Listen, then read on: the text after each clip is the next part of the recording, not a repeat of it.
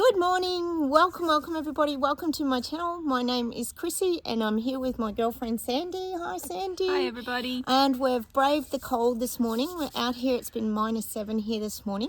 A lot of my viewers can't believe we get snow and we get really cold. I have to explain to them that we're near Antarctica and that we do get a lot of snow, don't we? Down here they always think we're really warm and desert-like climate. Not this part. No, exactly. So I'm also going to show you Sandy's book. I've been talking to you guys about Finding Stillness. Her pen name is Liliana Riven. If anyone's interested, you can get this on Amazon. It's a wonderful book, Sandy. Thank you. It's been really helpful. A lot of us have purchased this book and it's really helped us because, as we know, with the Great Awakening process that most of us have been going through, it's a lot about learning to live in the now and finding some calm in the chaos, which some of the questions will allude to. I'm looking forward to that. Yeah. So thanks guys for writing in and giving us some questions as well. I've got a few here that I've written down that we're going to just sort of bounce off each other and we'll see what Sandy comes up with as well. I know you guys are very excited about having Sandy here. They really enjoyed your last video, Sandy. It was very helpful. Even I learnt a lot from that last time, especially a lot of my viewers love just being out in nature. We love birds. Just finding that peaceful place. And I know you understand all about that. Absolutely. You're the master of that, aren't you?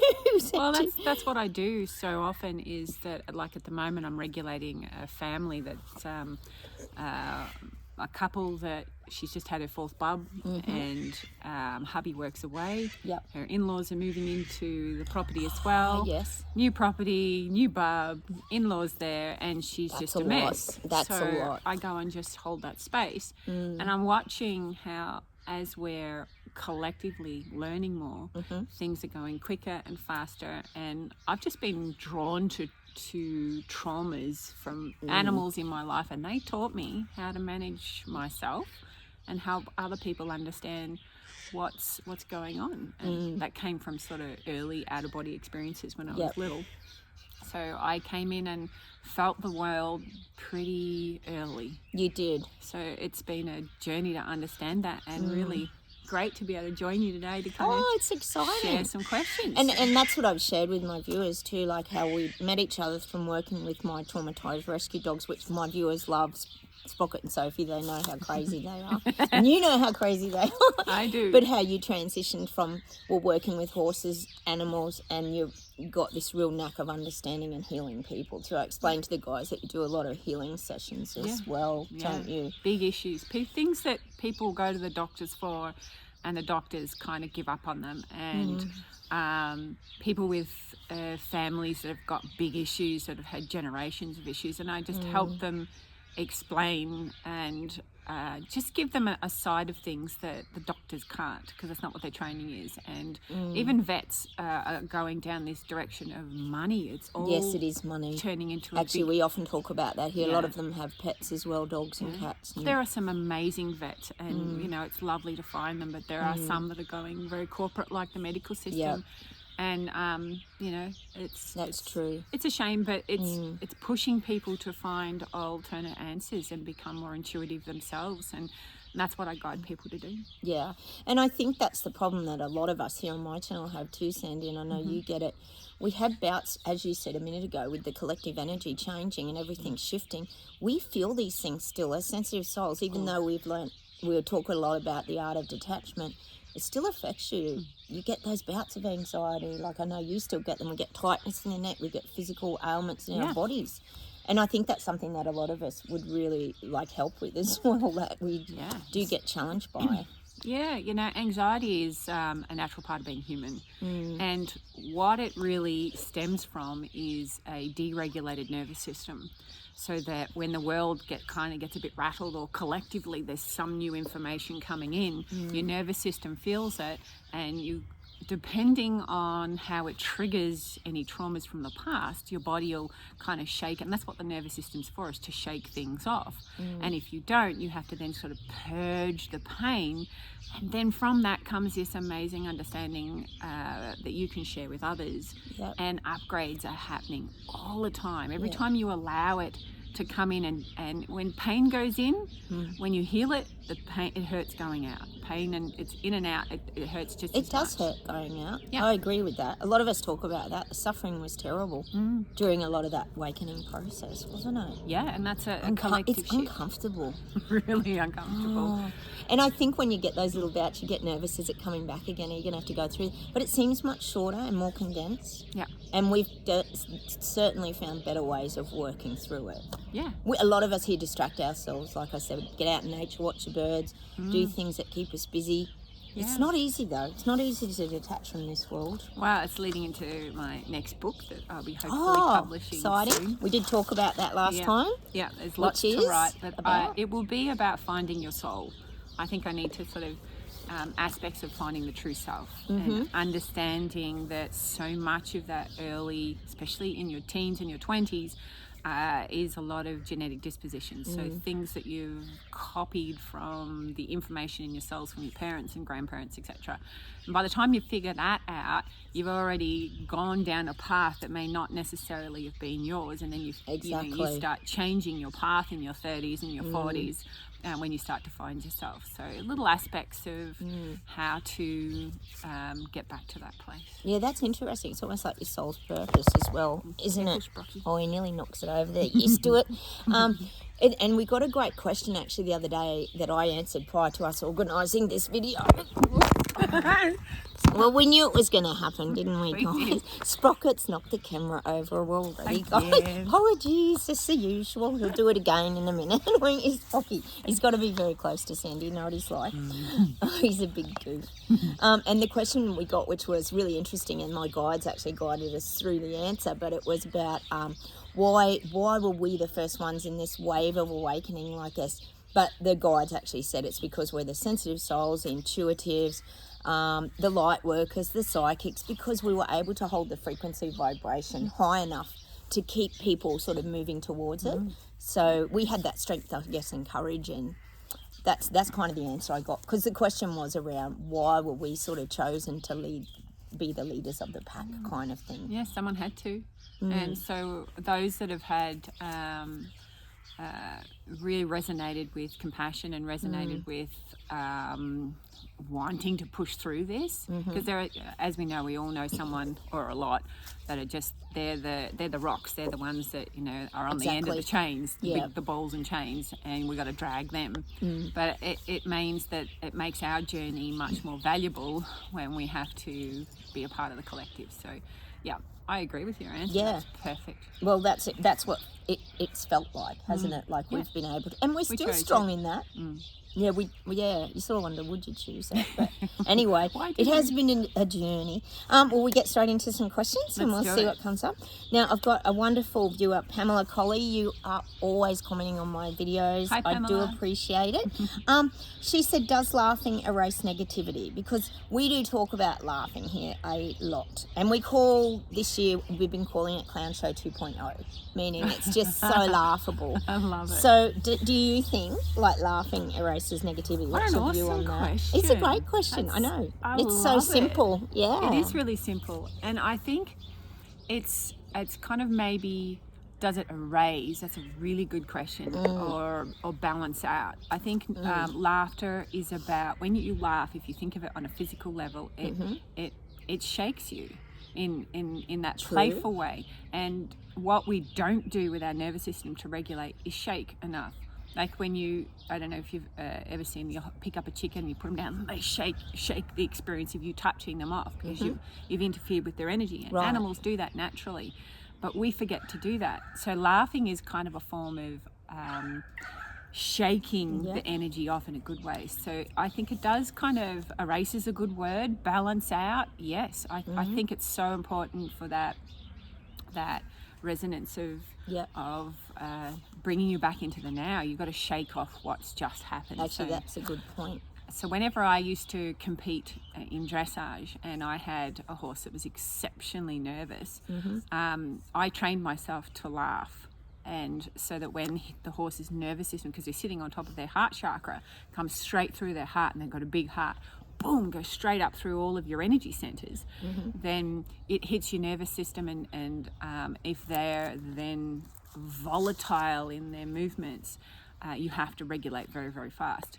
So I taught myself to laugh because it shakes that energy off, any anxiety, any fear, any stress, and you come back to neutral. So yeah, a race would be a good way. Yeah. It brings you back to neutral. Yeah. So by your racing, say on the horse, that erases the horses, like it's that transfer of energy. Yeah, because I'm the conduit. It's an up energy because I'm sitting on the top of them, and the energy goes up, and I'm not grounded. So the horse is my grounding energy. Yep. So I can't ground myself, so I have to let the energy out. So I used to laugh when I was riding these big, beautiful animals, and they'd have a meltdown moment and leap into the air, and you just laugh, and they're like, oh, so I'm not in trouble, and you go, no, you're fine, and bang, they would switch. They come back and down. that's probably like you always talk about the dogs when they shake off too, when we're working on bringing the dogs down. Sandy will often look for yawning or the dog shaking, like, you know, when a dog shakes off their energy, like that similar thing, isn't it? Yeah, so laughter is a form of that. It is, and it also brings you joy. Like when you think about laughter, how you smile and your muscles relax, and your cheeks hurt. Yeah. So we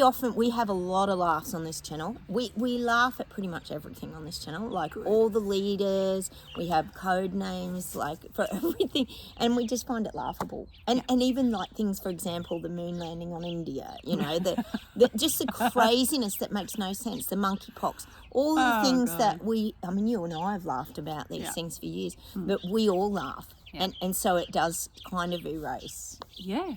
It's so important and an awesome question. Yeah, it's a very good question. Yeah, it's a very healthy thing to do. And I would say, to be honest, we talk about negativity a bit on the channel too, about how that yin-yang, like it's good to have a little bit of negativity because that's how you sort of see the positivity and find the positivity in life too, isn't it? Well, so yeah, there's something that I learned about, you know, when you'd say, let's say you're going forward and you raise your vibration up and then you find yourself dropping down again, you go, why am I going, you know, down, up?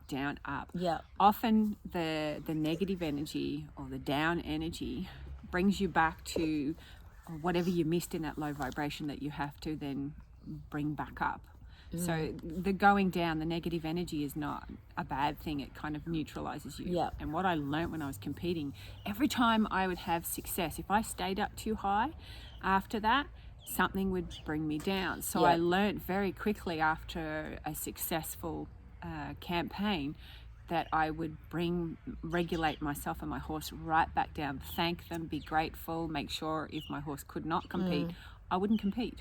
So I would only take the horse as far as the horse was willing to share that experience. Yeah. But I would regulate myself and bring myself out of that high, because staying in that high is also that opposite end. You don't want to stay too high because you'll miss things. And yes, we want to go forward into this space where we stay in a positive energy. Exactly. But there's learning in negative energy, and it balances and helps you remember to regulate, let go of ego, ground yourself. They're all beautiful aspects of negativity. They are. But the laughing is good. I do love a good laugh. We talk about some YouTube channels too that we laugh at, like Aussie Man Reviews, and Carl Vernon's very funny, this guy in the UK. We talk about a lot of these things. Carl Barron. Oh, he's funny too. He's an Aussie comedian as well, guys. We get on to the next question. Thank you, Pam. That was really interesting, because I think laughing really does. And it's funny because when you do awaken, I think for me personally, I don't think I've ever laughed so much as I have since I've awakened. I laugh a lot more. Yeah. I enjoy life a lot more. I laugh a lot more. I was always very serious. When you're suffering in pain and hurt and your body's a little bit constricted, you're not as open to laughter, and you don't see the joy and the funniness, do you? And that seriousness that you have, I think that I was actually covering that topic the other day, that serious energy. I'm like, oh my God, so many sensitives are actually come across a little too serious all the time. But we're feeling the energies of intensive word. Yes. And so when people say something, we'll feel the hit of it, even if they're half joking. But if there's any sense of trying to be a bit mean or trying to be a bit of a smart aleck, or you know, we'll feel it. So that we end up being serious because we don't want to cover up the rubbish. We actually aren't afraid of confrontation. Exactly. So we've got a lot better at that too. But that's feeling the energy behind the words. Like we feel the energy before we even really hear the words, don't we? So we are. That's what I always say to my viewers. Yeah. And when you feel it and you sense it and you know it, it is it. Like you take it as gospel. Yeah, it's true. Because your body doesn't give you misinformation, and that's what we talk about a lot here too. Next question, Taffy. Hi, Taffy. Hi, Taffy. You're always on my channel commenting. You're wonderful. Her question, which we've sort of touched on a little bit before, Sandy, is how do you find stillness in an environment where you are surrounded by negative people? Loud, complaining energy, and really in Taffy's case, it's her work environment. But this can be a lot of environments for us as sensitives. So I know you're very good with the stillness, but it is very hard to shut out the loud sounds of negative people, isn't it? It is.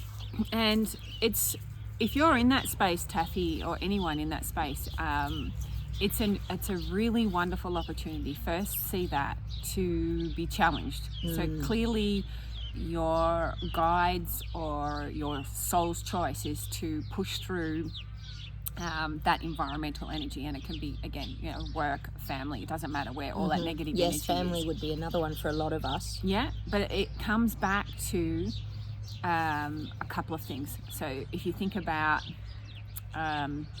your own bubble of energy, when you're in the room of say an office space of a lot of people in it, you will feel their energy. Sensitives are going to be the first one to feel. Now what happens in that space is you will absorb their energy and embody them. And because generally loud and uncomfortable people, they often become worse around sensitives because they haven't found a way to regulate, how to ground themselves. That would be right. They're up all the time. Yes. Yeah. So they're looking for a way to ground, and they don't know they're doing it, but for some reason, being in your company, giving you that energy, which you can surrogate for somebody, you can take somebody's energy. So they will take that, they will express that energy in that space because for some reason the energy gets grounded. So the first thing I do in that environment is I say, I feel it. What is my body taking on? And then I'm like, you know what? That energy is not mine. What is it making me feel? So if I'm feeling, let's say there's one really loud person, and I look over and I'm like, that person, that loudness, that abruptness makes me feel a bit entrapped, makes me feel a bit like I'm worthless, makes me feel whatever that list is, then I know through the feelings that I'm feeling in that company and I know that that's not normally how I feel, then I know at some point in that person's past, that's the trauma that's right down deep in their core. And it's being reflected on you so that your responses then do the mirror, so that they can see what's wrong with them. If they can't do the self-work, it has to come out somehow. So if you mirror that, hey, like even in that energy by your responses of like not coping, and that has an energy, shutting down, that has, all of those things, then that person will see you shutting down subconsciously, see you turning your back, see whatever response you're having, and that's a marker to them that they've gone too far. And they don't know how to regulate it, but they will know it's them subconsciously, and eventually it leaks through because so many times there'll be some comment at some time, if you get to know them long enough, like, sorry, I was a bit abrupt. They know, but they can't manage it because they don't know how to regulate it. So what I do if I don't want to take on that energy, and because I can read through just about anything, you can. I have to be very particular on this, and I had to learn this one. So I say no. What I do is in my mind, I push back the energy, like I'm working with this woman at the moment, and talk about tentacles of energy. She's not coping, so she's just plugging into me, and I go, no. Energetically, I am not dealing with your stuff, and then I feel it again in my mind. I'm like, no, and I push it away. That's yours to deal with, not mine. So this is a wonderful opportunity for you to set some boundaries in your own self, and when you do that, they'll feel it. So it's about, this is my space, this is my bubble, and I don't actually have to take on your energy to ground it. You need to learn how to ground it, that person over there. So I'm going to say no. And sometimes it feels like I need to pull out an attachment or a tentacle, and I always plug it back into the universe and say, you know, I give it to the universe because there's abundant of energy there for them, and I just say no, so that my bubble, I'm almost not defending, but I'm setting boundaries. You're sort of redirecting it somewhere else. But the first step is to understand that you're just absorbing their energy. Yes, and that as empaths and sensitives. So you surrogate or be a symbiotic. So there's two ways of I do a healing. So I surrogate when the person is in trauma. I do the healing for them, and in that, when I connect to their nervous system and they connect to mine, they get that healing too. Or I do a symbiotic, whereas I walk them through the journey with me. Yeah. And that they have to then do the energy, like the tapping or the energy as I do it. So when I don't want to take somebody's energy on, I really just say no.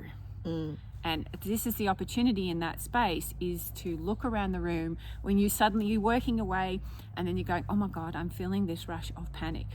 Stop and go, is it me? And you're like, well, it's come into me, but I didn't feel like it was mine. Then just kind of cast an eye in your mind around the room. Well, whose panic is this? Well, that's exactly right. It's never our stuff. And this is what we're learning to recognise. So ask yourself the question first, what is it that's just come into your body? Whose energy is it? And just very gently pull it out of you in your mind. And I just kind of put it back into a bubble, out their bubble into the universe. Like, here, I'm just going to hand that back to the universe. And people will keep trying and keep trying. They do. And I found I had someone for a very long time constantly push. And then I realized he had no boundaries. And he would even, when I get to the point where I was overloaded, and he would look at my eyes to try and gauge, she's really stressed, I've gone too far. And then I'm like, oh, you don't have any boundaries. So then I started just quietly, before things would happen, set my boundaries. No, sort it out yourself. No, we can talk about it. No, I just kept doing that until now that person can actually ground themselves.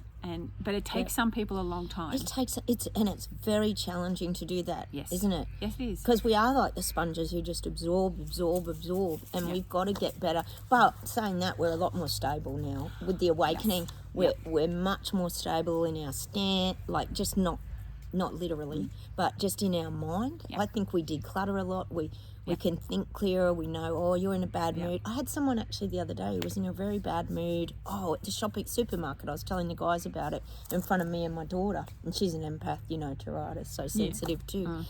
And he was slamming things down. And it was interesting because when we got out into the car park, his car was making all these grinding sounds, and he nearly ran us over, backing out. And then it affected the whole car park. Like the whole car park, I'm not joking, guys, and I know you get it. His energy, he had a dog in the front seat and everything, and then he had to move in because we couldn't walk behind him because we were too scared he was going to run us over, and this other lady was panicking because she thought he'd hit us because there was this noise, and everyone was waiting for him to leave. It was like everyone stood still, time stood still, and they all wanted him to leave so they could get on with their day, but no one was daren't move because his energy was that bad. Could you imagine what trauma he's living inside I was of his trying head? To work it out. So we know when something like that happens, I was saying, how did you feel in that moment when that energy came through you? Did you feel threatened? Me? Yes. Or frightened? No, I knew he was ready to blow, and he was trying to pretend that he wasn't. But I could tell, you're ready to blow. So he's shut down his past, and everything stays in his body, and he's looking for an outlet. And often when you're in the company of a sensitive, because we ground and regulate people, then they feel comfortable, well, I can't do it myself, so I'm going to explode at you, because then you can take my energy and you can ground it. So when you don't want to do that anymore, you have to start setting your boundaries before you go in. And if you drive to work, that's a really good time to do that. Like, okay, in my mind this morning, I'm thinking about this particular person for some reason, and I'm starting to feel a bit challenged by that. So then you can kind of go, okay, so first thing I do is I send compassion. Look, I'm so sorry that you're feeling that way. Whatever's happened. That's a very good idea, actually. It neutralizes I hadn't thought the of space. that. I'm sorry that you're feeling challenged. I'm sorry that nobody's listened to you. Yes. I'm sorry for whatever trauma that you've had, okay. but I'm not responsible for you. And Oh, I nearly knocked it again, guys. Sorry, Sandy. it's all right. Yes, I get what you're Yeah. saying.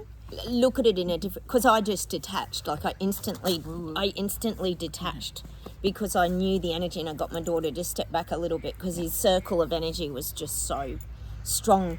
But that was only one person. Like imagine if, like Taffy, you're working with a heap of people that are in that frame of mind. Almost impossible. Which a lot of us went through with the COVID event, as we know. Walk down the street and there's daggers at you. Exactly. And Chris, I know you work with a lot of people who aren't awake, and that's another scenario of that energy as well. I thank them now for. I got to a stage where I started to thank people for their bravery to take the jab. I was not that brave to put myself as a collateral damage of a collective humanity. I'm like, no. I've got people on my channel actually that were mandated, and some lost their jobs nursing and things like this. But it's fixable. People have had injuries. It's fixable. On my channel. Yes. There are now cases of people that have not been jabbed who have got myocarditis from the shedding, but it's all fixable. I know my heart had some issues. I had 4 strains. I recognised when my body went through the 4th one, and it shook it out over a few days, and then I understood the intention behind it. After that, nothing has rattled me, but I had to deal with some damage in my heart. I had to deal with some damage in my lungs, and that's just because we're in the morphic field of humanity, and there's lots of shedding, lots of toxins, and that's okay. All you have to do is find the right protocol for yourself, laugh lots, be playful, let go, and start setting soft boundaries. Like so Taffy, I really would be kind of just gently forgiving them for not being able to ground themselves because they've not been shown, they've not found that path, and they've got too much trauma that's bending their minds right now. And when I get to that place, you're new at this. You're in that child mind. Exactly. And you can't do it. No. So I kind of, from that place, I'm like, and I don't have to do it for you. No. And then I smile to myself that I can sit in my own bubble being perfectly peaceful and happy and bouncy and laughing, and they're all miserable, and that's okay, and I thank them for it. Now that helps neutralize the energy rather than kind of be defensive. I'm like, that's yours. And sometimes I have to be that, no, enough now. But other times I come to compassion, especially if you're in a group of them. You just kind of go, can be overwhelming. Thank you for holding that space because I don't want to do it. And I think you feel relieved that you're not there, to be honest. Yes. Like that guy the other day, though, like you said, like to send him that compassion and that, I hadn't sort of thought of that because he obviously had no one to talk to. He could have been, we have a lot working on Snowy Hydro scheme here, and they fly in and out of town. He might have had no support.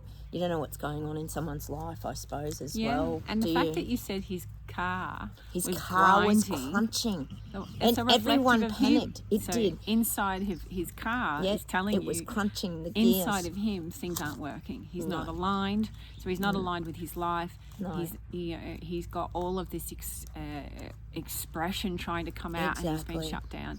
So for those people, I sort of go, wow, you must be hurting. And it really, compassion and kind of, and in that breath of going, well, I can, for just a moment, I can send a thought of love, universal love to you. Best wishes. Bye-bye. Yeah, that's right. A good way to detach. And the thing is, in a work environment too, you're dealing with so many different personalities, Taffy, and you're also dealing with all this crisis, the financial crisis and the stress that people are under with their mortgages and the wages aren't going up. Like we're even having, as light beings now, having to deal with all that around us as well, aren't we? So it is a lot. It is a lot, and it's they're just giving you the recipe of what's wrong in their world. Complaining is a way to basically vent. And they're just, when they feel like they're not resolving the issues that are confronting them, they'll complain about, like farmers complaining about the weather. That's their environment. Of course. That's the gauge of the weather. Is what it's just a controls way their to life. Vent, even though it may not be those issues or work issues or that's so just see that they're not evolved and that they're holding the negative energy while we hold the positive energy. Exactly. And thank them for it, and find that bubble to kind of go, hey, it's all right. It's totally all right for them to be in a shit place. Exactly. And it's totally all right for us not to be. And again, that comes back to recognising that we're all going through the journey at different levels, at different steps. And you might be going up like this, and all of a sudden you go down 10 floors, and you're kind of like, well, how did I end up in the basement? Exactly. And we were in the basement once. Yeah. So we got to remember that they're still working through all the... Because we've still got elements of pain and trauma in our bodies too. So these people, we often talk about it here, Sandy, as the rising of the beast mode, the anger, the Karens, the pain bodies in people as well. So they're probably still stuck in that. Oh, thanks, Sandy. That's very helpful. I hope that helped you, Taffy. The next question is Anne Charlotte Nelson. Hi, Anne. And you said, why is the global awakening happening at the same time over the last few years, happening now in this moment, I guess, in time? And why is it that many of us react and feel the same way? Why do we go through that same awakening experience? Pretty much everybody. It will be mostly everybody eventually, you would think. What's your take on that?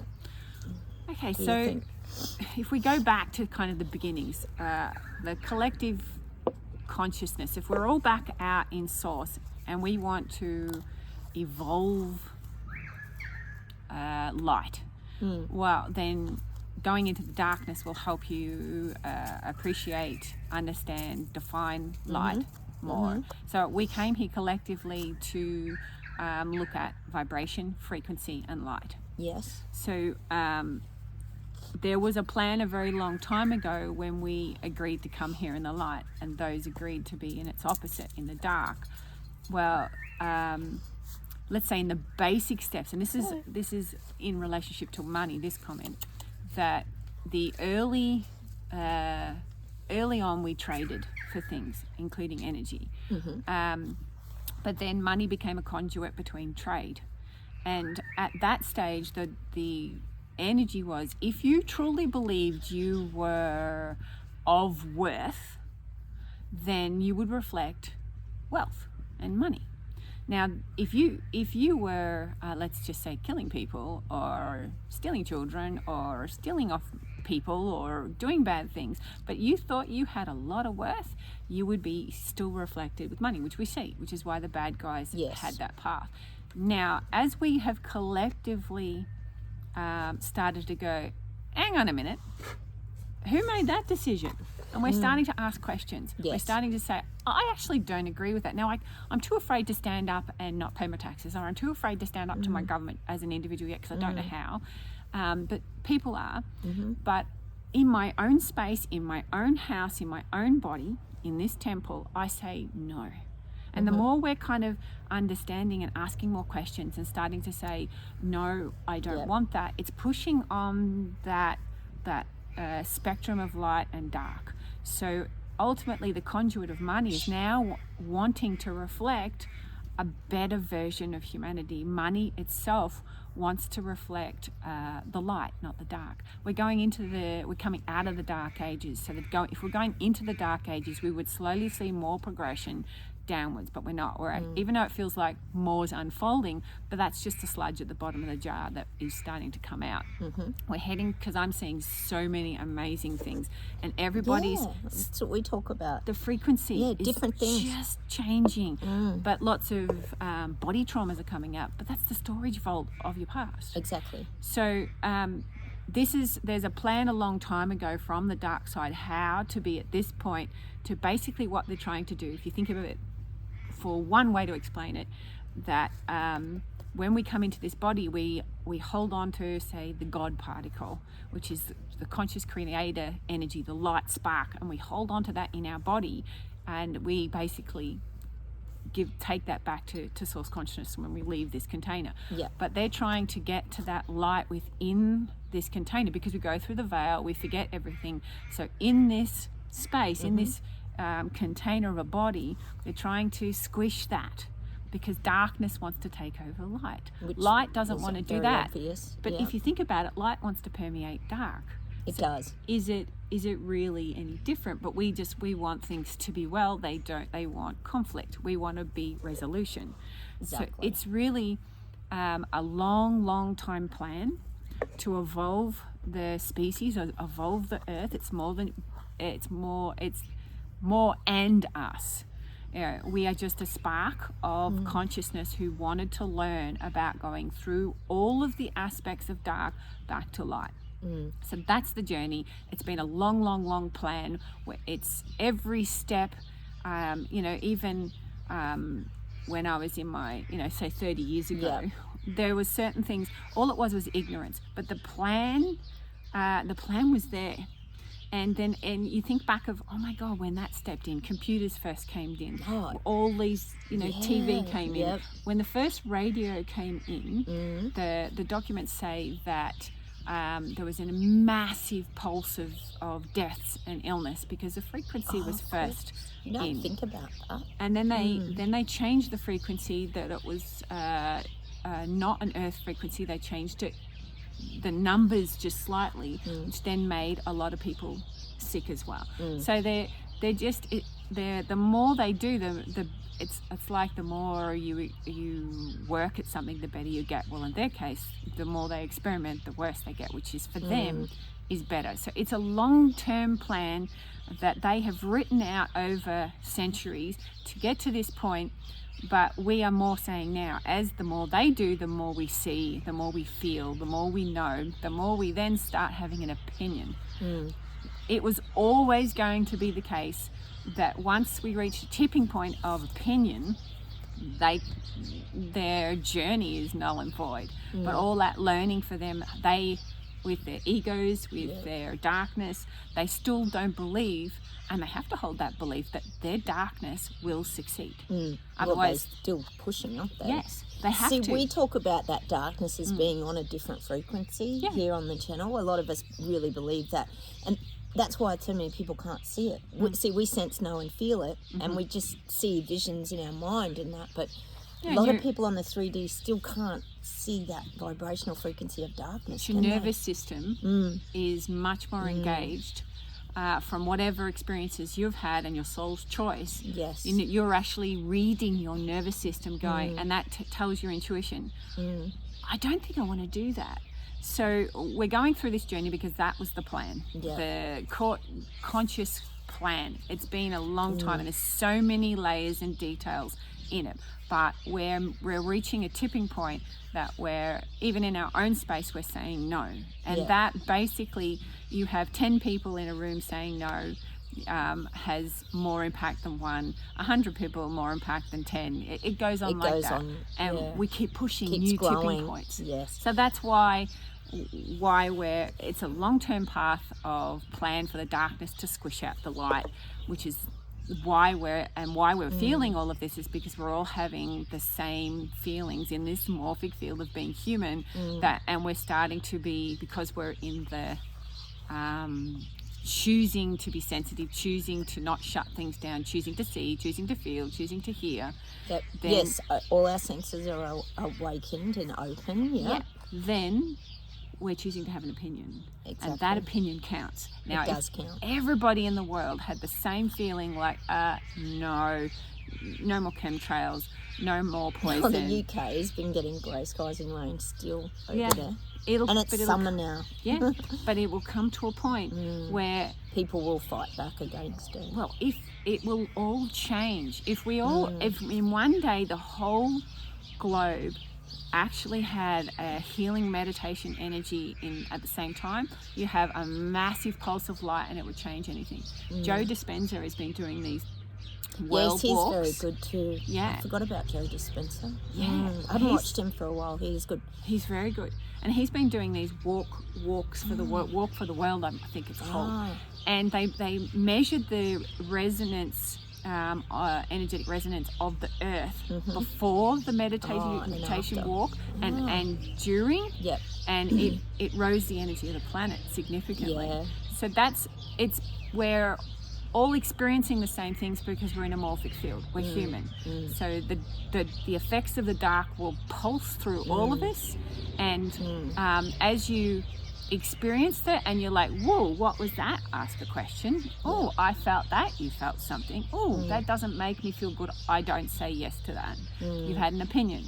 So these things matter. And, they do. And we're all humans. That's why we're all feeling. Exactly. And it's also about lighting up inside, like, you know, we awaken and we get back to the creativities and the passion, the things that give us that life energy inside. And that's what makes us shine brighter as a person, because we're happier, we send off a better vibrational frequency.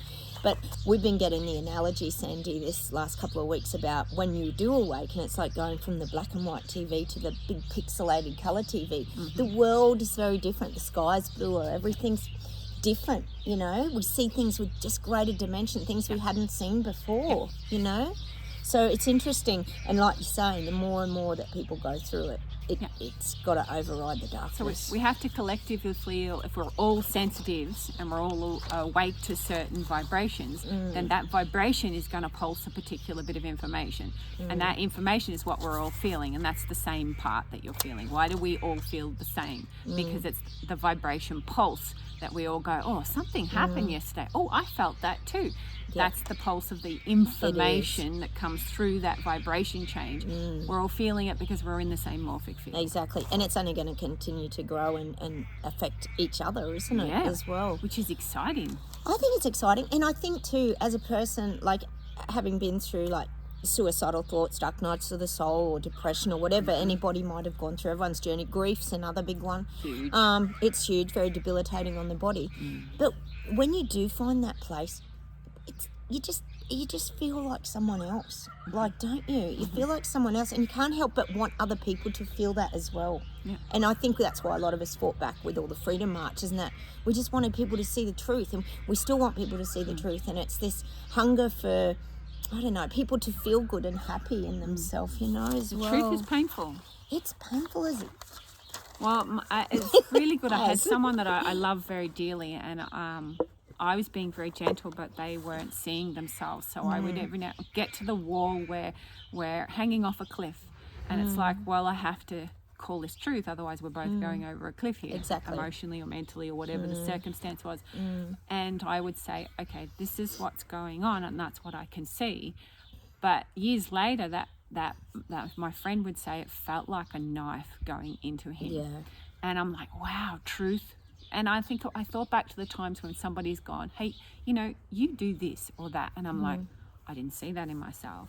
And truth is like a knife. It can really cut, especially if you've been going, no, not going to look, sweeping under the carpet, woohoo, whistle, whistle, whistle, what's over there? And the truth hurts. That's so. The truth really hurts, doesn't it? We're brave enough to actually go, ooh. Well, we'll face it now. We face it. But we the cried, difference is, we stressed, exactly, we're we in let pain. go, we did the work, but we don't stay stuck in it now. I think that's the difference. When it rises up, we go, oh, I don't want to stay stuck there. I prefer it being over here. And we call it Terabella here, which is our new beautiful earth. I'm not going to waste any energy on that feeling, but I thank you that you are, because you're morphing the human space. And I keep getting we're at tipping point too. So that's good that you get that as well. So thank you, Anne. That's a very good question. One that a lot of us have probably been curious about, I'd say too. Now we've got a question from my very close friend Jen out there. Hi Jen, how are you? I hope your finger's healing. She got bitten by her dog. Yes, she doesn't like being groomed, and she bit her finger really bad, and she had to go to get some, you know, fixed up. But Jen's asked, how do you know when you've met your life partner at a spiritual level? Wow, I love that question. Okay, so Jen, let me tell you something. Let me give you some truth about relationships first. Let me give you the smack in the face. This sounds good. Because when I realised it for myself, it was quite brutal. But then the goodness that came out past that part was wonderful. So when you first attracted to somebody and you feel that, and it might feel like a vibration of love, or that wave of, like, I really resonate with this person, and unless both of you, and even still, depending on how much work you've done, it depends on the depth of this, but what your core, that knitted feeling where you feel like soulmates, is a core trauma that you have both had, and you're trauma bonding.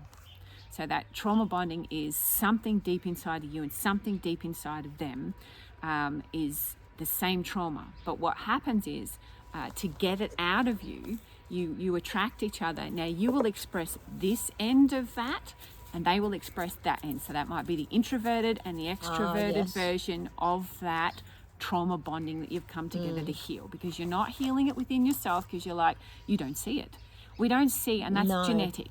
So the traumas from a child that you've had, because you've got inside of you your mother's cells and your father's cells. Now, whatever things that they didn't resolve that clash within them, that creates a resonance of energy that's within you, because you're one with two cells, and then of course you know the genetic tree. And so that when you don't see that, you need a mirror. You connect that partner, so you two, these two traumas meet and go, oh my God, I feel so connected. The magnetic pull. That person, just, I understand them, they understand me at my core. You're trauma bonding. Now that is how you evolve that person and evolve yourself. Now the clashing part of that is when the truth and the mirror suddenly turns around on you both, and it's kind of like, you know, face to face, and then back to back we stand together and back to back and shoot each other. What's that? There's a great poem. Yes, I say that quite a bit. Yeah. Yes, they do the gun thing. Yes. So when you finally go, oh my God, we're back to back and we're pulling away, it's because you recognize a trauma, and you have to speak it, feel it, and do all of those things. And once you realize, oh my God, this happened to me when I was 4, 5, 3, or you go back further, and then it triggers that trauma in the mother wound, in the womb with mum, or it's mum's trauma when she was pregnant with me, whatever, or birth trauma, and things like that are so significant, but they're all part of being here. And we're now in a position where I'm helping people start to try and train bubbers to fix their own trauma really when they're weeks old and their eyes are open, and they can. It's phenomenal work that we're doing. So because often it's not till people are adults, like well into their 30s and that they actually experience these things, is it? So that's the slap in the face part, that often you're trauma bonding, but the beautiful part of working through trauma bonding is when you can get to that place, like I am so grateful that I've reached with my partner Meg, that when you get to that place, there's a different glow. Because you've resolved yourself. Like you go, oh my God, I can stand completely in my own space, owning all my wounds and my trauma, and genetically go, that's my mother's, that's my father's, exactly. You start to not recognize mine. it. That's my neighbour's, that's my whatever's and whoever's, you know. And then you can have your own bubbles walking side by side, and you support and challenge each other in a very nice way. Then you can progress together. But on a spiritual level, first you've got to recognize the trauma bonding. Start there. What's your core trauma? What feels in resonance? And that's the journey of like, okay, is this trauma something I need to fix on myself? So when I hit that trauma with my partner, I didn't want to, yes, we all want to leave trauma, but I didn't leave him because I knew if I left him in that trauma, I'd find that trauma in another partner. Else. So the spiritual level is that we're here to evolve. So evolving means healing your wounds, celebrating your success. So they are on the same spectrum. You heal a wound, then you move forward and you have a success because you heal the wound. So relationships are very much about your mirror and being brave enough to go, I am hurting, but this person's reflection is whatever I'm feeling, because I got to a point where I felt like, what's the point of loving this person, being in this space, because I will never be good enough. Now, when we tapped into his core overwhelmed trauma as a kid, when his parents were in their trauma, he said every time he would do a job, he'd start a job, his father would then pick on him, so much so that he got to the point was, what's the point? So he wanted to start new projects all the time, because by the time he got day 2, he'd get picked on. Day 3, he got picked on. He started to panic. I'm never good enough. So what's the point of having any joy in any job or any relationship or anything? Because I'm never going to be good enough. So then his emotion clashed with mine, and I ended up feeling, what was at his core trauma. Exactly. And then I'm like, oh my God, then I saw the sensitive. reflection of my father and mother. So that's the spiritual journey. You've come here to evolve your soul, which is being a sensitive, being awake. That's the soul journey. Now the genetic journey is the pluses and minuses of the traumas that have come through generations. This last purge, I came to realize, and when I realized one aspect of, I came to evolve. Now it's not being female, it's the feminine, and it can be the feminine in male or female, but I came to evolve the female enslavement code, if you like. Being a woman, being enslaved as a woman. Now I was like, I am never going to be enslaved by anyone. Found myself in positions where I was, and I was so disappointed with myself. But I realized I came here to evolve that. It was in my mother's cells, my grandmother's cells. I chose that line to evolve that. Now my grandmother and my mother shut it down, but my sister and myself, my grandmother was highly clairvoyant as a young child, and then got shut down. Ended up with motor neurone disease. They would have back then. Yeah. There's no way that generation could have evolved. At the stake. There were women that did, and there were the feminine in the men that did. There was beautiful feminine energies in the male and female. But I came to evolve that part. So I celebrate that. But the spiritual part is realizing that I also needed a spiritual mate, because soulmates, I feel a bit different, but a partner. Yeah, I think they are too. And then you've got a whole different journey again of the spiritual twin flames, which is a whole other journey again, which is very intense of attraction and repel, which is very strong and clear. But I agree with you, there's a soulmate level too. Yeah. And Jen is a person who is a very strong,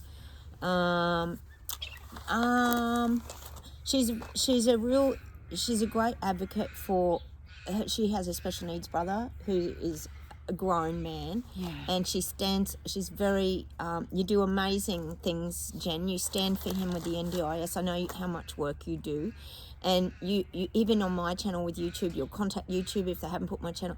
Jen is this person who has she's a warrior. Yeah, that's exactly the word. We need more warriors in this world. Jen is the warrior, and maybe too in some way it's getting that balance right with that spiritual partner that's on I'm not sure. What do you think there? So I think when you start to be aware that, one, you could be trauma bonding, or you will be. Two, that there's that spirit that has the core essences of your needs. So I always knew that I needed somebody safe, that I needed somebody willing to do the work, and I got that so that we could work through our traumas, and we finally come to that place of resonance of like, oh my God, my core is healed. I can now be myself. So that's the journey. Now your partners will just reflect that journey wherever you are. And some people come into a relationship with that trauma bonding, and you heal a part, and that other person's like, no, I'm not doing it. That's the difference. Then there's the conflict. Yes. You've got resolution over here and conflict. Then you're not going to go far. Exactly. Then you either have to just find peace in that resonance. That's as far as we're going to get, or you have to move on. Exactly. So finding the right spiritual partner is one. Right. Or when you meet someone, dig around to see what their core trauma is, and then ask yourself, "Oh, I have that same core trauma. Am I ready to heal that?" Then you'll know. And if you feel that if you can have that honest conversation, I was telling someone the other day, I listed these questions about asking on a date. So, what do you feel your core trauma is?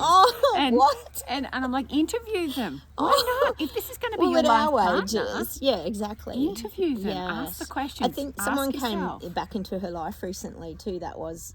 Didn't they? I hope you don't mind me sharing, Jen. I know you write it on my channel anyway. Who was like from her past, and they came back, but it obviously did mirror a lot of things. Then that's probably for him as well. Yeah. So there's some core trauma, and there's some core goals that you both want to challenge and create. So how do you know? Is you've got to be brave enough to go through the wound, and if you ask those questions beforehand. What's the core trauma? What do we want as a spirit? Ask those questions, then you'll know that this is somebody I want to journey together with. And and it's not all what did Mick used to say, not all beer and Skittles. No, it isn't. No relationship is. No. But if you find somebody that you can go, oh, you know, I can see that we have a core trauma, but I also can see that they're willing to work through that. That's the key. Then the journey is possible. Yes, and I think it's like you say, finding that person that's ready to go through it. See, that's what I've got with my hubby too. Partner. We've always both been very spiritual people, and my hubby has always encouraged that spiritual aspect of me because he knows it makes me feel better as a person. So He's never shut it down. Yeah, you might have your clashes, but you'll always come back to it. Let's talk. Let's resolve the conflict. And it's not been easy. Like, no one's relationship is easy. I mean, you know that, I know that. We've all gone through times where we get frustrated with each other. Yeah, you look at Sophie and Sprocket. How many times do they have an argument and then they're best friends again? You know, it's the same. It's the spiritual partner is the one that was wanting to work with you. So ask some questions, and that's how you'll find out. So that's how you reckon she'll find out. Yeah. Do you think? Pay attention to yourself. Yeah. Observe their behaviours. Ask a few questions. You know, and just pay attention to things that both make you feel good, and because whenever you're together, you just feel good. You're kind of like, oh, it feels wonderful. Yeah. Dig a little bit deeper and see if they're ready. Because everything starts off like that. That's the core trauma. Doesn't it? Because it's like, oh my God, I finally feel somebody that understands my pain. Yes. And pain is an amazing way to bond with something. Look at something that happens like, let's say 9/11. We talked about that yesterday. All these people bonded over such a great trauma. You know, but healing that trauma is different. Now, some they're still went carrying to heal it to this day. We were talking about that yesterday. The trauma wound In America. Are they going to hold the wound forever, or are they going to Exactly. grow? Take it to the next life. All right, I wear my scar proudly, and I'm going to go forward. So that's how you figure out if it's your spiritual partner is the one that can say, yes, I recognise a core trauma, and yes, I'm willing to work through it. And see, being a warrior too, that would have come from childhood with Jen.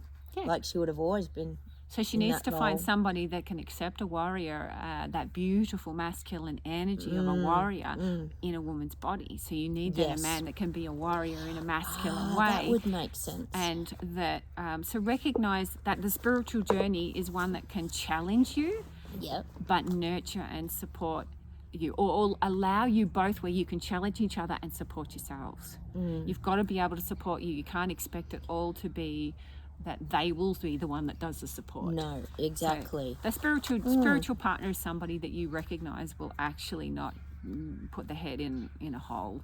Yeah, I think you're right there. So I guess it's more about asking that questions.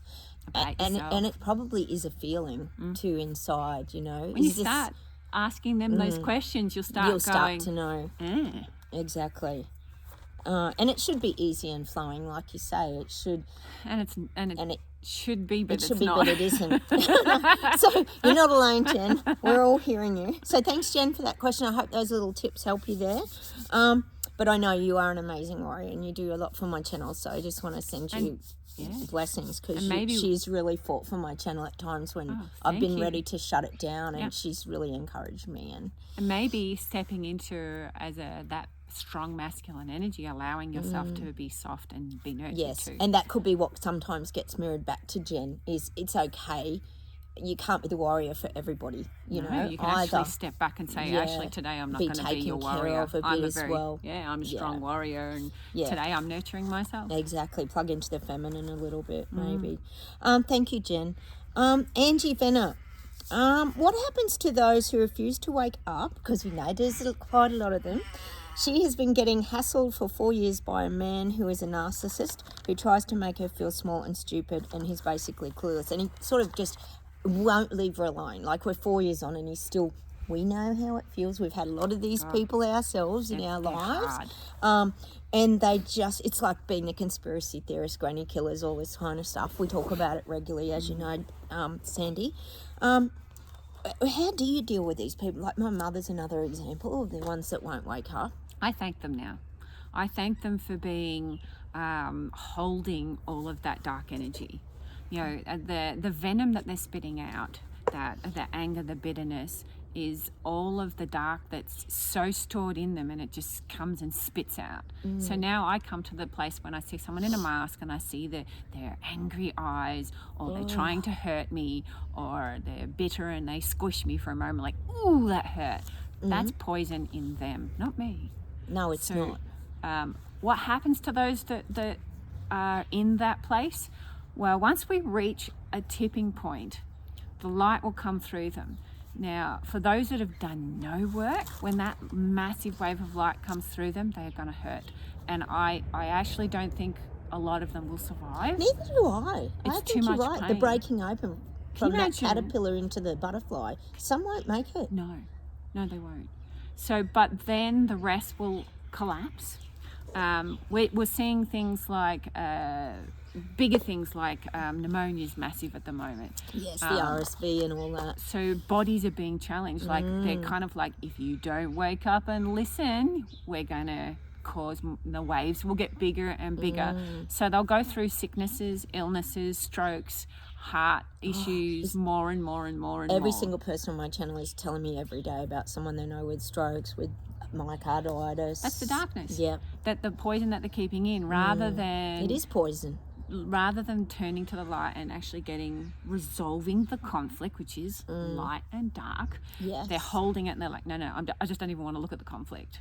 So the more they don't look at that conflict, the more it's going to hurt them. So the degree of hurt that they will go through will be depending on how much of a warrior they are, and go, wow, I'm a fool. At whatever point that they come in and, wow, I didn't see it. We do it all the time. Yeah. Oh my God, I just got slapped in the face. I didn't see this coming. Yes. Why did I not see it? And then you do all the work to heal it. Now, for those that have done no work, they're going to hurt.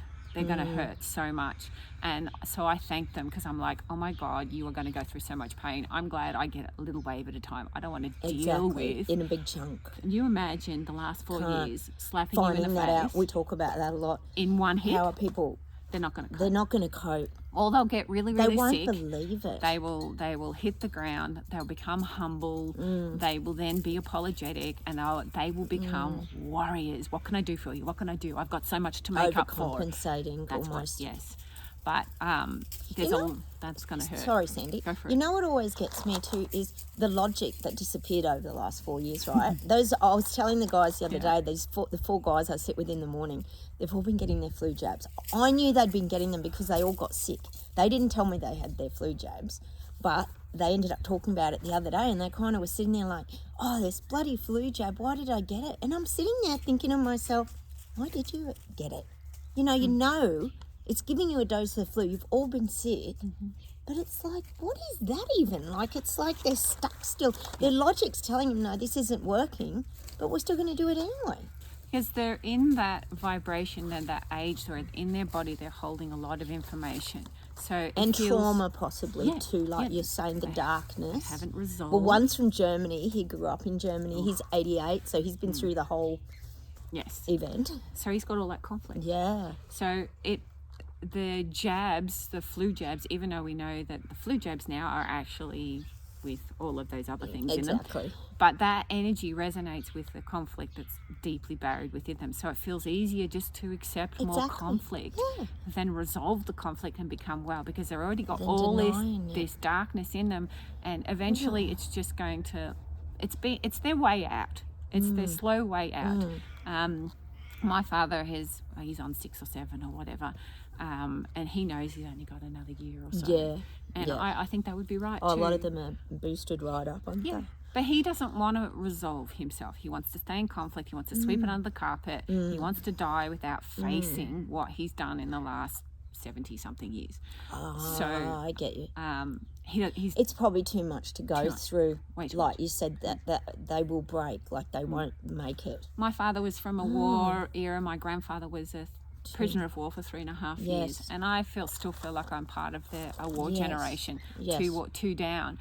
But my father and his siblings were badly affected, so many are. It's easy to just accept information on the same vibration. So if they're already jabbed, already sick, still in conflict, not in resolution, that it's easy just to take on the information that matches the vibration they're in. That's exactly right. Because to resolve all of that, or to take on new light in this place, means they have to unfold this. And they're like, no, we'll just it's too scary and frightening for them, isn't it? Yeah. And that's probably what this guy's doing with Angie. He's really venting on her and not really mirroring. It's more just Well, what happens is if Angie's holding a place of light, like I actually understand this and I've made my peace and I'm resolving my issues, I'm stepping into resolution and he's getting more and more and more conflict. As soon as he's in your space, I can walk into a space somewhere and I'll have people that I've never met before march up and be aggressive in my face. And I'm like, oh, me, what happened? And I can just kind of go, oh, I know, you're in my opposite. So he's just your opposite. Okay. So someone who comes and attacks you that way is because in your space, you're conflicting them. They're in the conflict and you're in this peace, and they so desperately in the core of themselves want to be in resolution, but they keep attracting the dark because they won't let go. No, they won't let go. Nope. It's like their identity. Yeah. And it is a little bit, which was like their identity when people were jabbed and unjabbed and all this. Everyone just held on to that. But you're not jabbed and I'm jabbed and you're not. And that identity became everything, didn't it? I couldn't hold that darkness. I thank them for holding that space so that we That's an interesting have way to look at a it. reason to fight. If we're all in resolution, then we don't have to worry. But if we've got people in conflict, then we have to prove, in a way, we have to keep holding that space. We have to keep pulling them until they finally come. That's right. He's just in your leading opposite, the Angie. pack. He doesn't know how to be in the light. He will be feeling deeply within him that he's not you and wants to be that place. Yes, I think you're right. I think a lot of them wish they were there and pain-free. Yeah. See, they would see in us that we're fairly pain-free now. We've dropped that, I call it the backpack of burdens. Yeah. We dropped a lot of our traumas from the past that weren't ours. They were other people's, which we were talking about before. Yep. So I agree with that, and I think they see it now. A lot of people are seeing it. How do they now get rid of these layers of conflict when we're resolving more and more and more? And what happens when you resolve, you're open to new adventures. You see more and you go, oh my God, so if I can resolve this, I can resolve that. And then I can teach my children, I can teach my friend, and then I'll attract others and we can glow and resolve problems in our community. We can then in our country, and these people are shutting down more and more. So and we're moving further away from them too. So how should Angie, do you think, react, or anyone react to that sort of thing if he came into her space? Okay, which he seems to be quite abusive. Yes. So this is where with people that are that difficult, I say use telepathy. So when you're... Of course, we talk about telepathy constantly. That's one of our strengths now. Best core we thing talk to about use. antenna, how our antenna have extended. Yes. Yeah. Because words have frequency and vibration. So if you start speaking to this man who's in your space and he's in conflict and you're trying to resolve things, soon as you speak, you add sound, which is another vibration. It will hit him too hard. So telepathy is a very soft vibration. So when strong. when you think about him, start sitting in that space and talk it out. So think of him opposite you and go, look, this is what I see. This is what it makes me feel. I understand you have some issues deep within inside of you. Perhaps, and if you're feeling, okay, let's say he makes you feel small and stupid. Obvious, and these are the things that come into her mind. So he's thinking these things probably. He then, at some point in his past, his parents or his environment, his school made him feel small and stupid. And maybe he was, as a kid, little and a slow learner. So whatever you're feeling in his space is the clue to what he is holding in his greatest trauma. When you can see that great trauma, talk to that trauma with him. I understand you've had a great trauma. I understand you're in pain and you can't let it go. And thank you for being courageous for holding on to the dark, because I can't do that. I need to come to the light. And beautiful. I can't resolve your issues. Yeah. And I hope that you find some peace. And then just hold that bubble for your space. You know, this is my space, and no, I am not going to ground your energy for you. So please don't hand me your energy.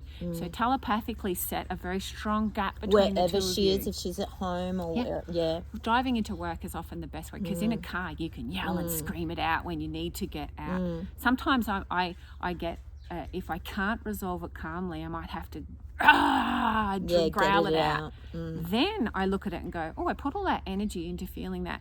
Now I'm going to pull my energy back in because I no longer want to waste That's right. my energy Exactly. on expressing anger. Exactly. And then I can say, I can see the issue that made me angry. Now I'm going to hand it back to you or back to the universe and say, it's yours to resolve. The universe will help you. Yep.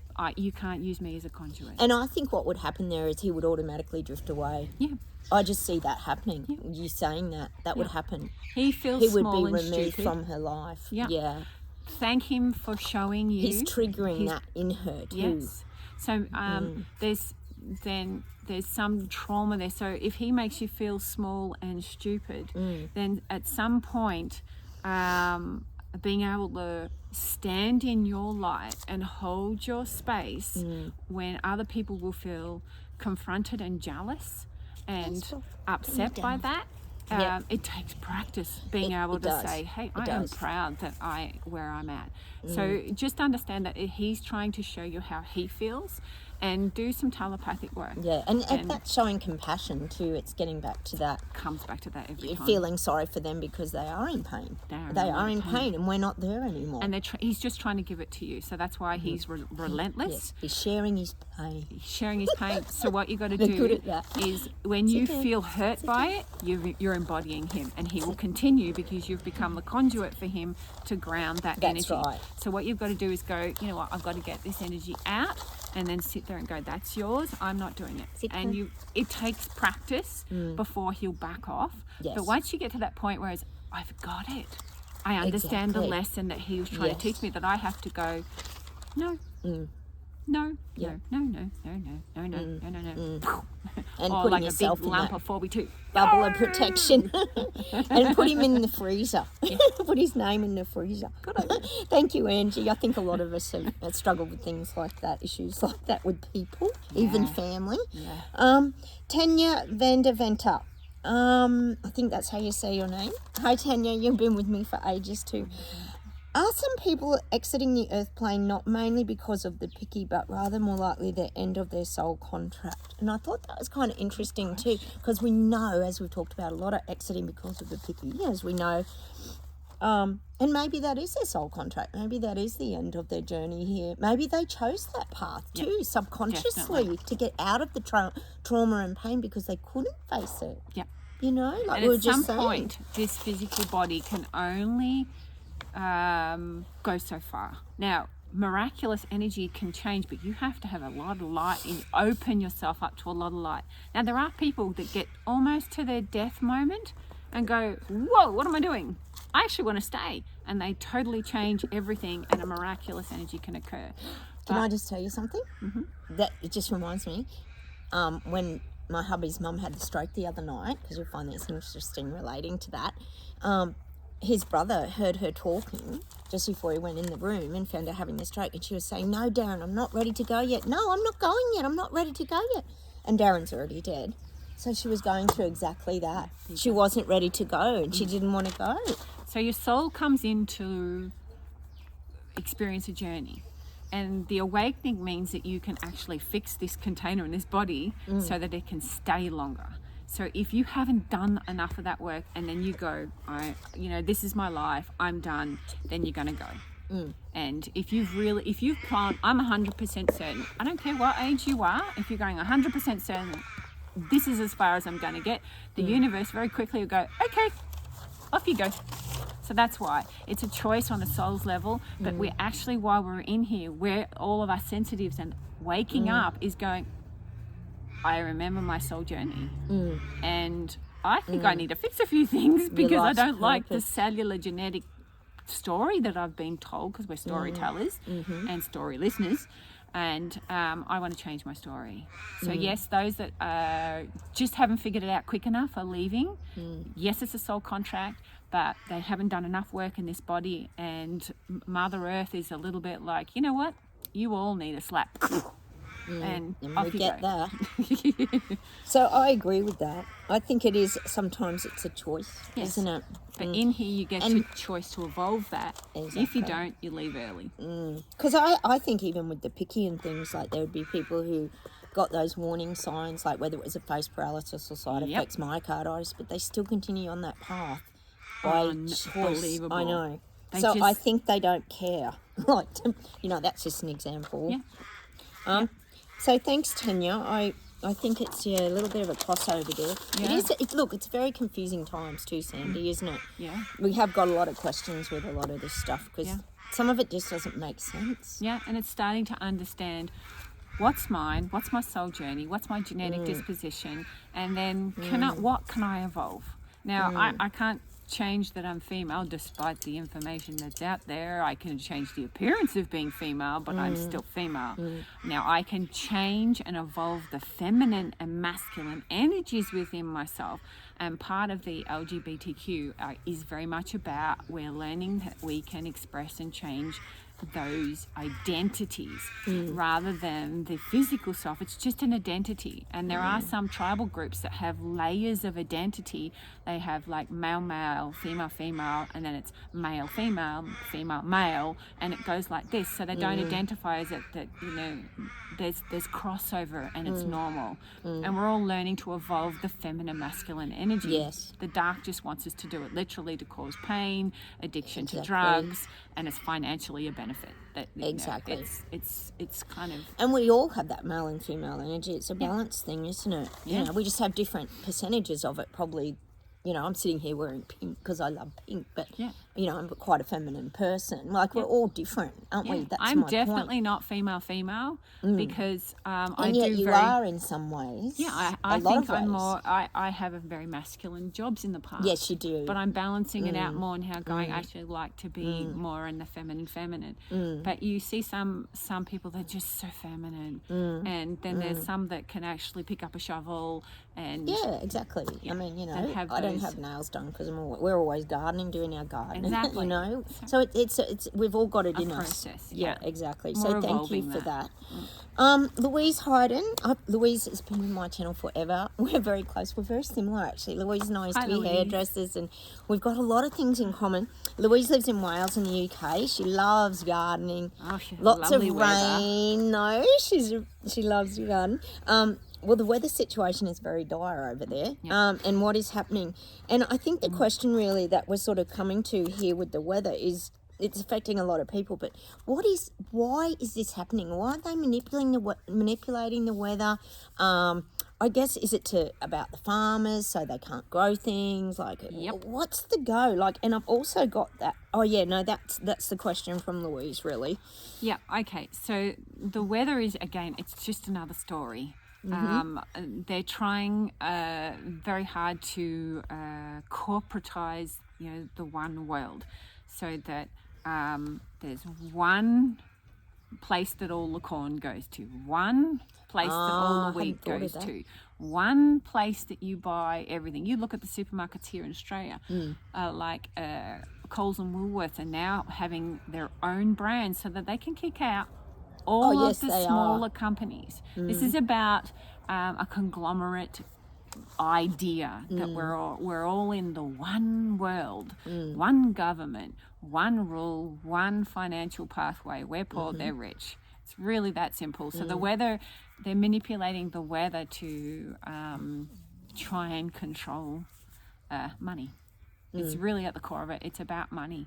And, because the farmers are independent. They can live their own life off the farm. And they can sell to the little people independently. They don't want that. No, they don't want that. They don't want community. And they don't want us growing our own veggies in our gardens, as we know. That's what it's about. Because these people are all challenged in the UK at the moment, because I know a lot of my viewers grow their own veggies and that, and it's been near impossible. Yeah. So that's all. It's as simple as that. It's money. It's about the one world, one source. So everything is filtered through, so they can charge you ridiculous amounts of money for that, because there is no other option.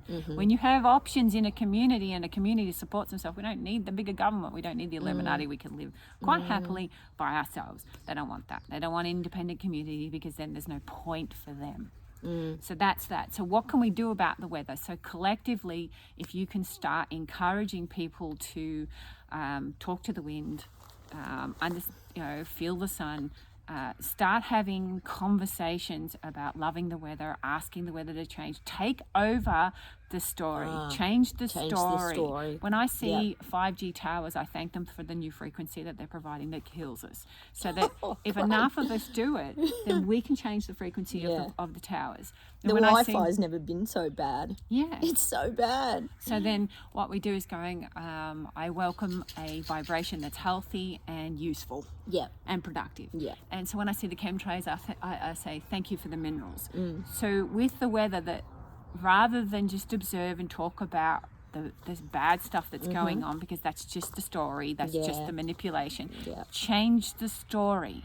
Go, I'm not going to talk about how bad it is. I'm going to say, I choose to have great weather. I choose that we have enough water and enough sunlight and enough minerals for our farmers and enough wealth for them. So start telling the story that you want to hear about the weather. So it's almost like moving to a different frequency vibration too, isn't it? Because that's what we forget to do sometimes. Because we've created Terabella during that 4 years. We've gone to this place where we love our homes, our sanctuary, our haven. Created interesting. A story. So tribes in the beginning, what did they do when they taught their youth? They told stories. We come from storytellers. We create stories. That's why there's one of the Illuminati said that if you tell them a good story and feed them crap, you can distract them forever. Yep. And that's ultimately what they want to do. One source of food so they can feed you crap and poison, and one source of TV and internet so they can create your mind. Then they can distract you from living a independent, creative, healthy, loving environment. So change the story. And you know what comes to mind there that I can't get out of my head is mainstream media. Yeah. Like, how many people watch the news? It's the most watched show.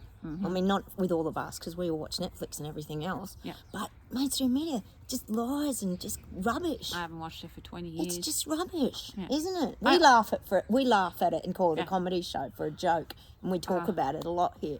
But it's just lies. Like, they're just lying to people. Yep. Oh, it's unbelievable. It's tell a vision, which is tell a story.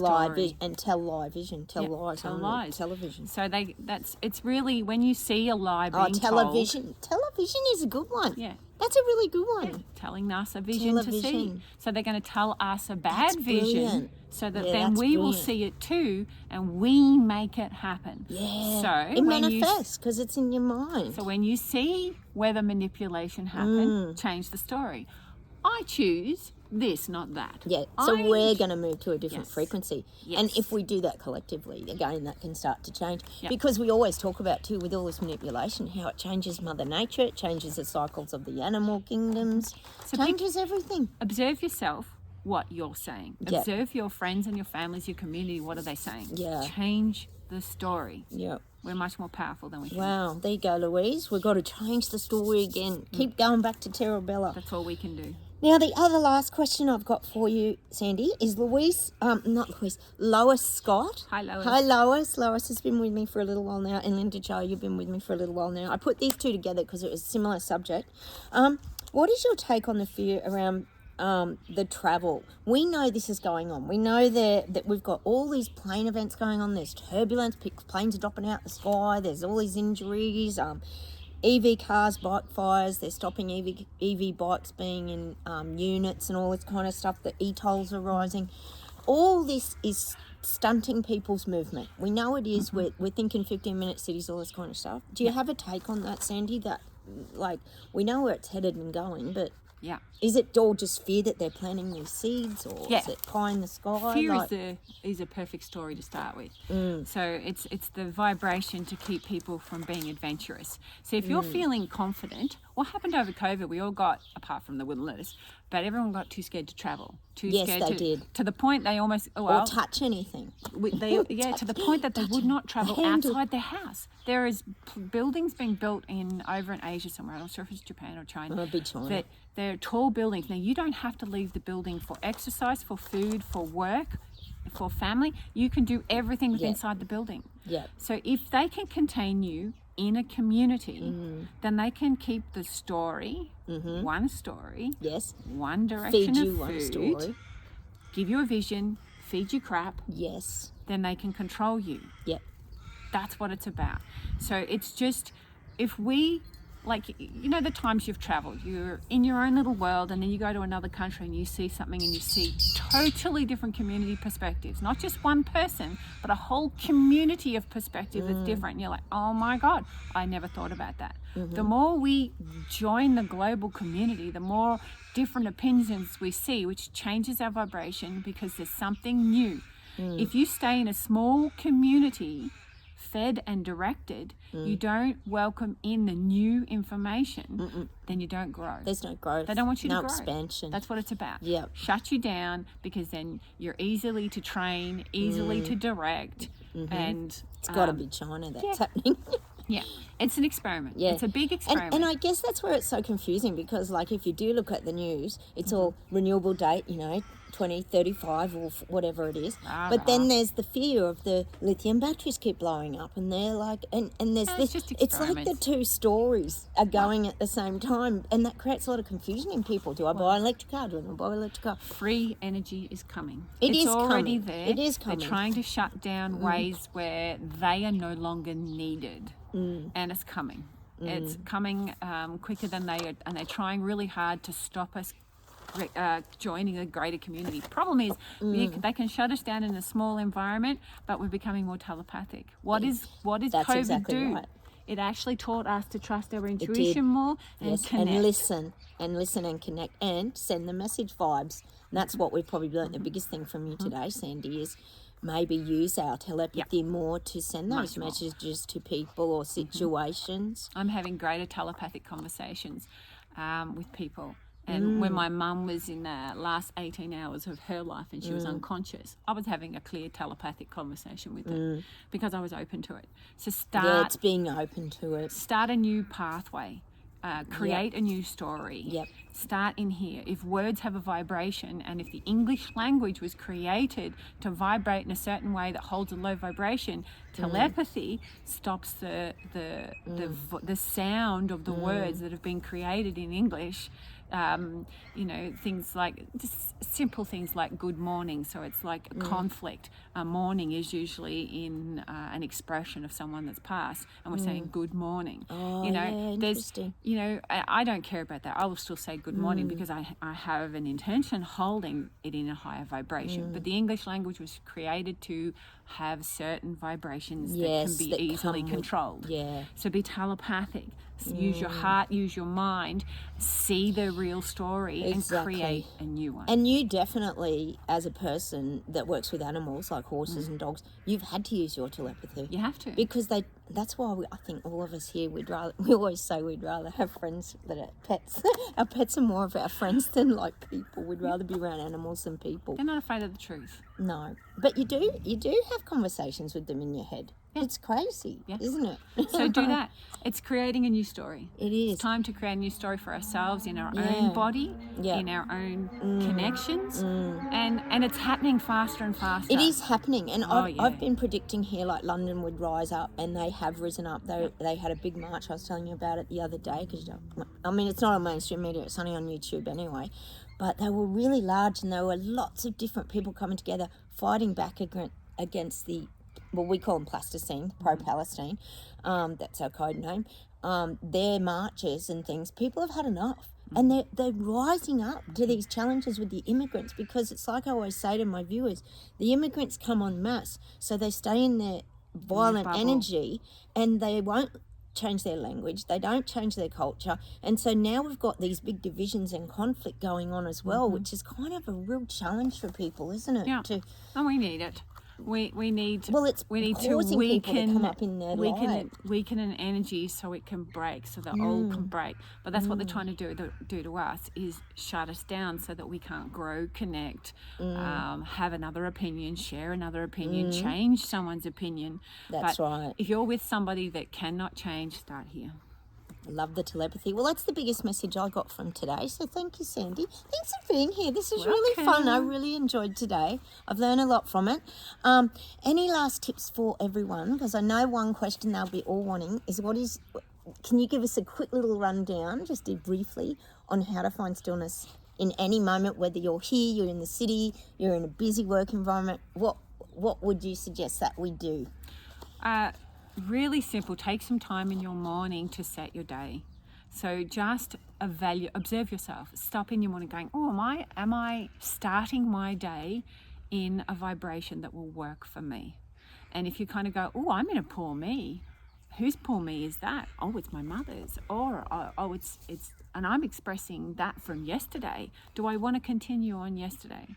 Take some time in the morning to observe yourself, give yourself that nurture and say, what vibration do I want to be in today? And you just take that time and just let go of old stuff, welcome in the new energy, new thoughts, new day, welcome in the unknown.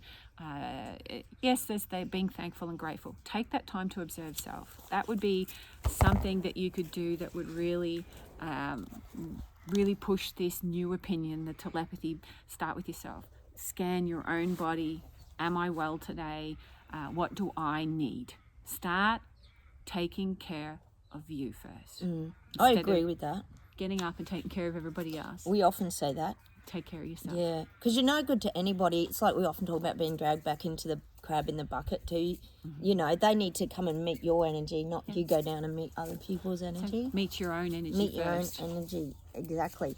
Oh, there was something I was just going to ask you then. Oh, I've gone blank. Oh, do you think, we do a lot of manifesting here. Do you think manifesting is a valuable tool? We got an owl yesterday. We had to manifest an owl. Sometimes we just, which is also telepathy, like visually though, telepathy, visual telepathy, putting your mind on things just as practice. Hold space for where you want to go. So let's say you go, right, that's my plan. I can see it in the future. Or that's what I want. Then let your guides go, right, to get that, you need these skills. So we're going to push you over here. Yeah. So manifesting, a very important part of it is hold your goal. Yep. But then be open to the unknown, which is trusting the universe, going, well, you actually have to go over here to meet that person, to have that job. Now, it's not the job that you want. It's not the direction of money you want, but you need to learn this to get to that, to get to that. We're trying to get you your job. Yes, we're trying to get you your future, but you need to learn this first. Yes, and I think that's another thing that comes up an awful lot in my videos. We cope much better with change. Like once upon a time we were really frightened and scared of change, but now if we're veered off our course, exactly what you're saying, we cope with change really, really well. We know it brings new experiences because on the way to wherever you're going, like you say, you'll experience different things. You'll see something really magical along your journey. Oh, I resist the universe all the time. Like, I'm not going there. No. And then I go, oh, all right. And I go, and then I go, oh, why didn't I go there before? Exactly. So you're going to feel resistance, but just trust that the universe will get you there, but you might have to go left first. That's the other thing we get all the time in the cards, trust. It's one of the cards that comes out, I reckon, every second day. Yeah, trust. Hold your vision, but let go enough so that you will get the right intuition of what path you might have to do in between getting there. Exactly. Yeah. Oh, well, thanks. I'll just give you a good close-up there, guys. It's on Amazon if you're looking for it. And there's some really wonderful tips on how to just find that stillness and a little bit of peace in your life. Stay tuned for the next one. Yes, exactly. I'll let you know when the next book comes out. Well, thanks, Liliana. It's been so good having you today. Sandy is such an awesome friend. She's helped me so much in life as well as with... hopefully I can show you my two doggos over there in the sun. In the sun. Smart puppies. Oh, they only knocked the camera over once, so that was pretty good, Sandy. All right, well, we'll say goodbye from Australia. Take care, everyone. Have a wonderful day. Any last words? Yeah, just spend some time to love yourself. Yeah, I think so too.